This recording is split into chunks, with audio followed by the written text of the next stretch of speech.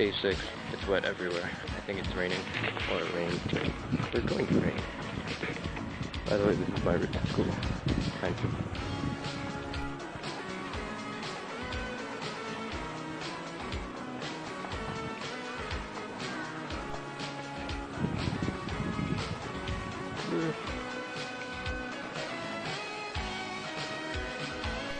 Skyline.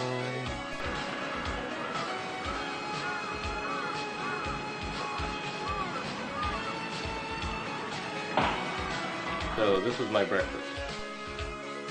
Pretty sweet, eh? When I was eating breakfast, my mother turned on the TV, and guess what I saw? Here's the hint. Got it now? Yeah, SNSD was on TV this morning. Okay, on the way to, well, when we went to school, we had this disaster orientation thingy, and then this guy, like I think it was an ex-firefighter, he gives us this thing called like a 2-minute test. And if you look at the question, it's like, before you start, please read this question all the way through. And then it's like, it has such stupid questions. It's like, the number of fire cases in Nishinomiya during last year is... And then it has a whole bunch of questions. And then when you finally get to question 15, it's like, only answer question 1, 4, and 7. And then the other questions are like, write your mother's birthday on the back of the sheet. I thought there was this disaster earthquake video. And it was really sad because it was about Nishinomiya earthquake in 1995. There's one section of the video where it was like a bunch of railroads, and then they were like kind of, I guess, what's that word? They were kind of bumpy, and then in words it was like, railroads that have been bent like candy. What the hell does that even mean? What kind of candy bends like? Well, a railroad. Then we had to talk more about life in Japan. After that boring talk, we went outside, and then we were gonna go to the bookstore again to get food and walk around, because we had like, the day started at 9, and then we weren't like done until 4, so we went outside at like 11 something, and then we saw a bunch of cheerleaders. They were so annoying, dude. It sounded like a whole bunch of boo-boo dollars, but it was pretty cool to see. And they also look like a bunch of school kids. School kids as in like elementary.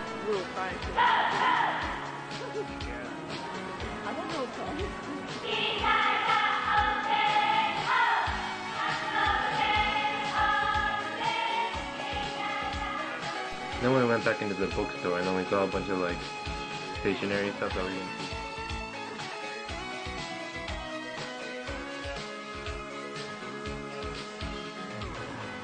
Afterwards, we went back to that classroom, and then we had like a presentation about clubs, and it was like, I feel like an ass for doing so, but they handed out a sheet and they were trying to talk to us in English and Japanese, and we were gonna go to some place called Nishitani and one of their activities, and then Isaac and I, we just kept laughing at the English, and we were sitting at like the dead front, so it was so hard not to laugh. Like, let's go to Agari village, Nishitani.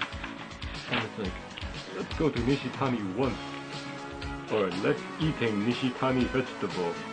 Like, I feel like a complete ass for doing so, and if any Japanese person hears my Japanese and thinks it's crap, they can laugh at me too. The result of like 4 days of orientation, I have like this much paper in one folder. Well, and there's a couple more, like 8 sheets. Then after that, we were waiting for another orientation to start. Meanwhile, Isaac went to another orientation. So we had like an hour to kill, so then we started wandering around campus. There's like this little lake on campus, and there's this floating blob of like grass that just kept like leaning back and forth. Look, a floating tuft of grass. It's moving very slowly, but it's just definitely on the move. I don't know. Okay, how's it? And to fit with all my Japan stereotypes, I feel like this would be like Totoro kind of creature. Afterwards, we had a orientation about the training center, which is like kind of the gym. Like the actual gym facilities are restricted to club activities, but then this is like weights, aerobic machines, and actually that's walk in, you have to take off your shoes, and then there are 4 floors. First floor is our weights. Second floor are the exercise machines. 3rd floor is the women's change room. 4th floor is the guys' change room. It's super small. This was outside of the gym. I have no idea what it was. So we finally left campus at like 4:30. Found Isaac outside because he was at some other orientation. And none of us have a cell phone, so it was a miracle that we did find each other. And then we went back to nishinomiya Gardens to shop again. And we're in the store called like Lofty whatever. I think it was called Lofty anyways. And here's some retarded thing. Here's the world's most random video. It's